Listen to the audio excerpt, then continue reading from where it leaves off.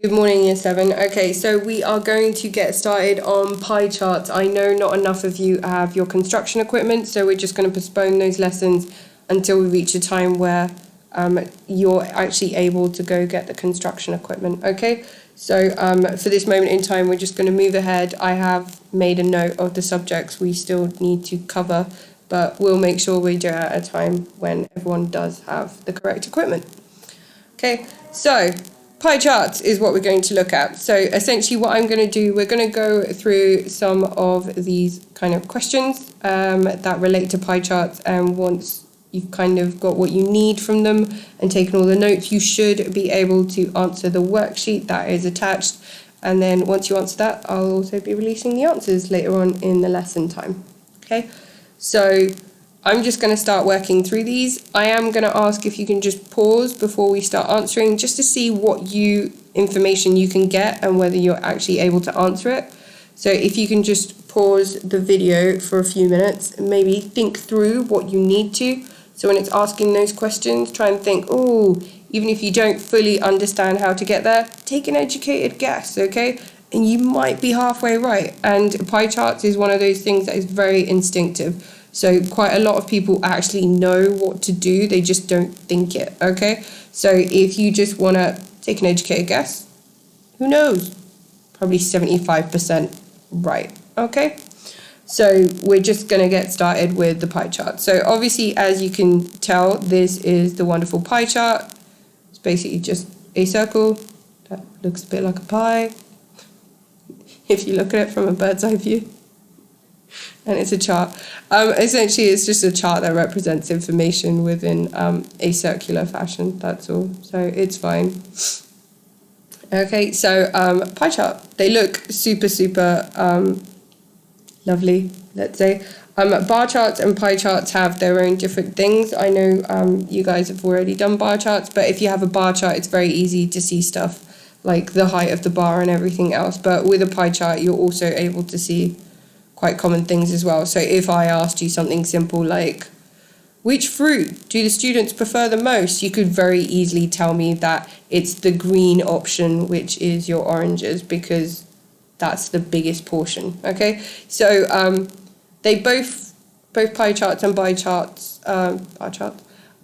do represent information. They just do it in a slightly different format, that's all. And some people prefer bar, some people prefer pie charts.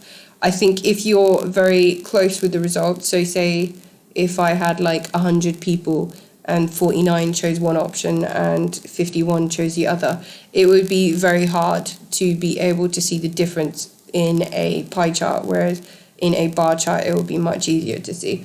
So each has pros and cons, but obviously pie charts are quite a nice way to actually represent information as well. You can tell which one is the most preferred and the least preferred quite easily. Okay, so we'll just get started with the wonderful questions. Okay, so you probably want to pause now, read through those questions, try and see if you can answer any of them. Okay, so you've unpaused, I assume. So it says the pie chart below shows the favourite fruits of a class. There are 32 students in the class. What fraction prefer bananas? How many more students prefer oranges to apples? And what was the least popular fruit? Okay, so first of all, the first question says what fraction prefer bananas? Just look at that pie chart. What fractions? So there's two different ways of doing it. Otherwise, you could kind of look at it and you're probably quite instinctively saying, well, it's a quarter, which it is. Okay, if you wanted to look at it in a more technical point of view, you would say how many of those sectors are bananas, and we've got 4 sectors that are, and then you would say how many sectors are there altogether. And so if you kind of count each of those sectors, you would find out there are 16 sectors altogether. So it's 14 over 16, which is the same as a quarter. It's an equivalent fraction. Okay, so you could find this one and always round it to simplify it to a quarter. Sorry. So you could always do that anyway, so I wouldn't worry too much about that. Whichever method you use, both of them are perfectly valid. Okay, how many more students prefer oranges to apples? Okay, so they've already told me there's 32 students in the class, and we've already said that there are 16 sectors. So if I am looking at it, I'm saying how many students per sector. So I'm saying 32 in the class. I'm going to divide them between the 16 sectors, and that means I have 2 students per sector. Okay? And then I can say how many more students prefer oranges. So I'm going to say oranges. How many sectors do I have for oranges? I have 8. So that's 8 times the 2 students per sector, which means there's 16 students there. For apples, yep. For apples, I'm going to say there are 2 sectors multiplied by the 2 students in each of them, so there are 4 students there. How would I find out how many more students prefer it? Well, you just find the difference. So you've got 16, take away 4 is 12, so that is 12 students. Okay, so 12 more students would prefer the oranges to the apples. And it says, what was the least popular fruit? Okay, when I'm looking at those sectors, it's quite obvious, and you're probably all kind of saying to me, there isn't one, there's 2. Okay, yes, you would actually write down 2 answers. So if it said what was the least popular fruit, you would say kiwi or strawberries. I wouldn't have said and because they actually said fruit, I would just say or, so I'm basically saying to them it could be one or the other. It's for you to decide, person who is looking at whether I can understand pie charts or not. Okay, so the last one would have been kiwi or strawberries. Strawberries. Okay, and we are going to move on to the next one. Okay, so the next lot of questions, it says pie charts below show what students at 2 different schools chose for their lunch one day. Do you agree with the statements? So it talks about Forton High School and Burton Primary School. Okay, so you've got them all divvied up into different sectors on both of them. So you've got chicken, fish and pasta. And then they've got 2 statements. They're saying, do you agree with them? So it says half the children at Burton Primary School chose pasta. More children chose pasta at Forton High than at Burton Primary. Okay, so you probably want to pause now, just have a little think about it, and then see if your answers concur with mine or not.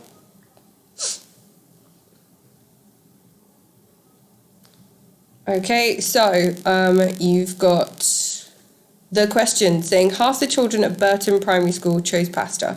Okay, so I'm not even going to pay attention to Forton because it's only talking about Burton. And it says half the children at Burton chose pasta. Is half that pie chart pasta? Yes. Do I agree with that statement then? Yes. That was easy. Okay.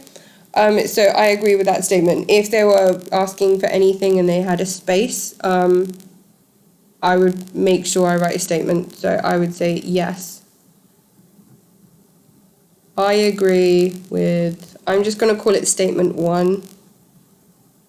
Statement 1. Because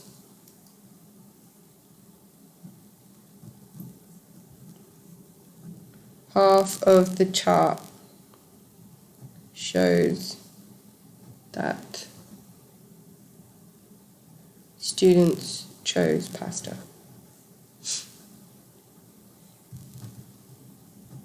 Okay, so if you want to get really technical, that would be the full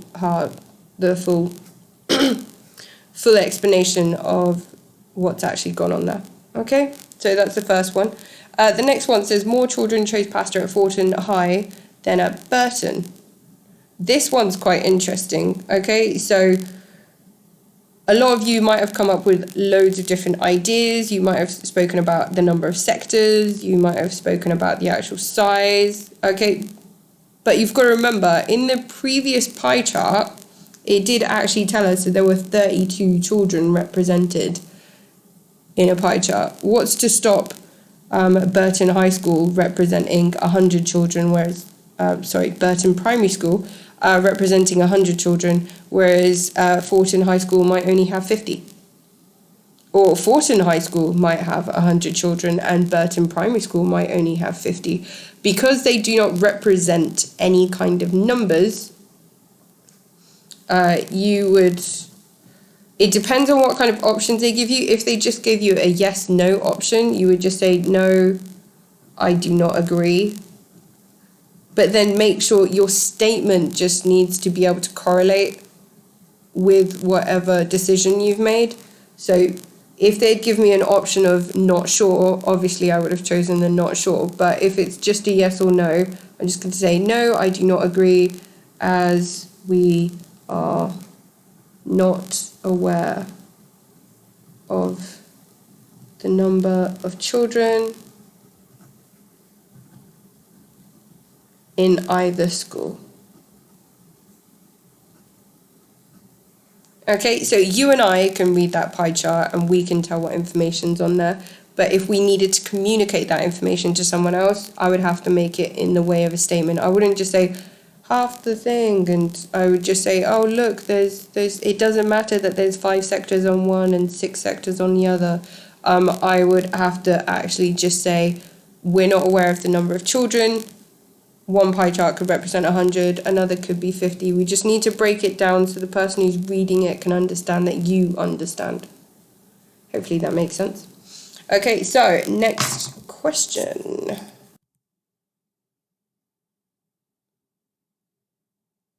Okay, so same as before, it says the pie chart shows proportions of adults and children attending a musical.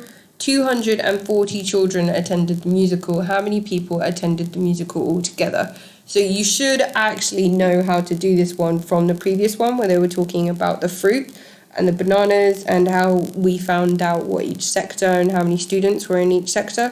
So I just want you to pause, try and see if you can do this by yourself, and then we'll just go through the answer all together. Okay? And pause. Okay, so in regards to this, they're just talking about the number of children. They're saying 240 children. So they're not saying the whole pie chart. They're just saying that the children, which is all those blue sectors. So I would say, how many children sectors do I have? I have 6 of them. So I have 6 sectors, which is representing children. And altogether, they have told me it's 240 students. How much in each sector? Okay, so 240 divided by 6 is 40.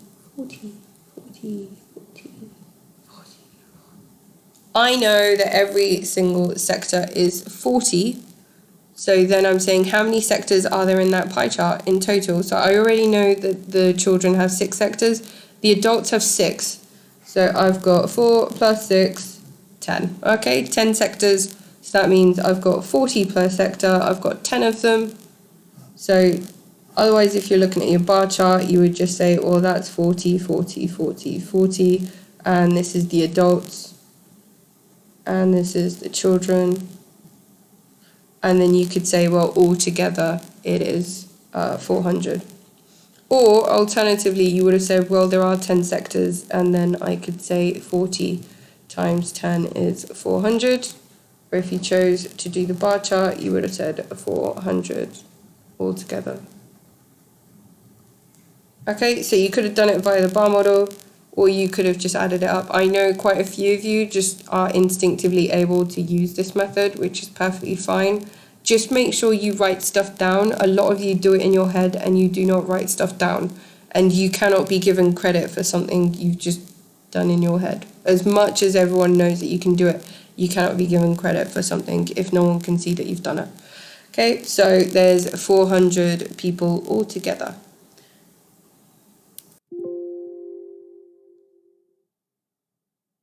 Okay, so another question, but this one's a bit more of a thinking question as well, where you're starting to combine the skills that you have. So it says the pie chart shows favourite drinks.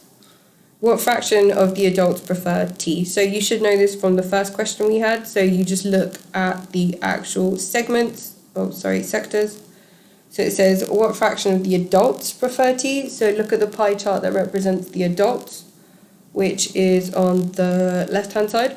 And there are 8 sectors in the first pie chart. So tea is red, and there's 3 of them. So I would say 3 red. In total, I have 8. So 3/8 of the adults prefer tea. Okay? It's that one. The second part, this one's a bit more challenging because you'll notice that they give you a bit more information. I chose to ignore it because it didn't impact my question before, but you should be aware that it's there. It says, which group has the most tea drinkers? So I'm looking at those sectors and I'm going, ooh, what do I do? So for the first pie chart, you've got 32 adults and I've got 8 sectors. So I need to find out how many adults per sector. So 32 adults divided by 8 is 4 adults per sector, right? And I've already said that 3 of those sectors were red, which is the tea drinkers. So I know I could say 4 times 3. So there are 12 adults that prefer tea, right? And then we can start looking at the children's side as well. So looking at the children's side, there are 10 sectors altogether, and 2 of them are tea. Yep, okay. So I know that 2 over 10 equals tea for children. This is just a side note I'm making so I can use this information later. And then I just do exactly the same thing as I did here. I need to find out how many children per sector. So I'm going to say, how many kids have I got altogether? I've got 200. How many sectors? I've got 10. 200 divided by 10 is 20, children, not students. Children per sector. Okay, and then we already know that 2 of those sectors are tea drinkers. So I'm going to say if there's 20 times 2 is 40 children. Okay, so children have the most tea drinkers. So it's not about the proportion of how many children out of all children prefer tea, orange juice, coffee or water. It was just about saying comparing the actual numbers, because obviously if 200 children are asked, then even a small amount could actually overtake the 32 adults that were asked. Okay? Okay, so next question. Obviously pause it if you're going to work through it yourself, which I hope you do, and then unpause it when you've come to a conclusion. So it says 300 students were asked to name their favourite vegetable given the options carrots, broccoli, cauliflower, parsnips and other. How many chose other? Okay, and then that's the first question. The second question is saying which vegetable was chosen by 40% of the students. Okay, so first of all, I'm going to go into the first question which said how many chose other. So I know there are 300 students and I know I've got a bunch of numbers there. So first thing I'm going to do is I'm going to add up those bunch of numbers, and you might notice something that happens.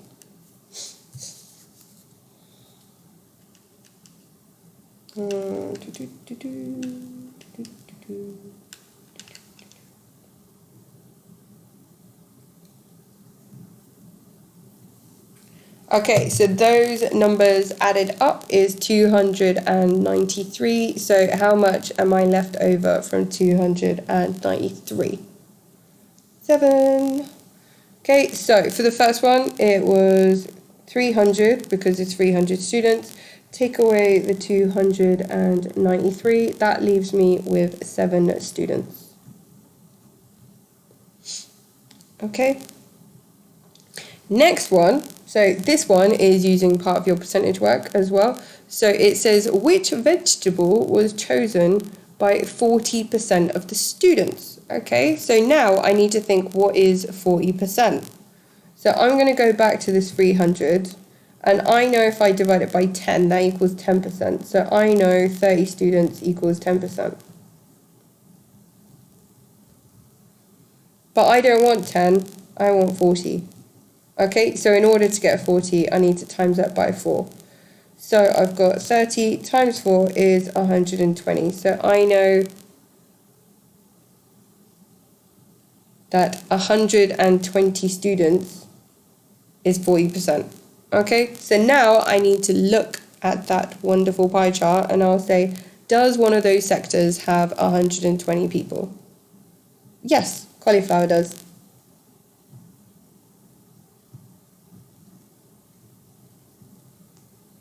Okay, so although the question seemed quite confusing, it's actually quite simple to break down, and I know a lot of you can do this. So if you just want to hold on, we have one more question where we're going to start looking at angles within pie charts as well. So all of these numbers you notice in here didn't actually have angles. So the next question I'm going to show you will have angles, and then we'll discuss that a bit more.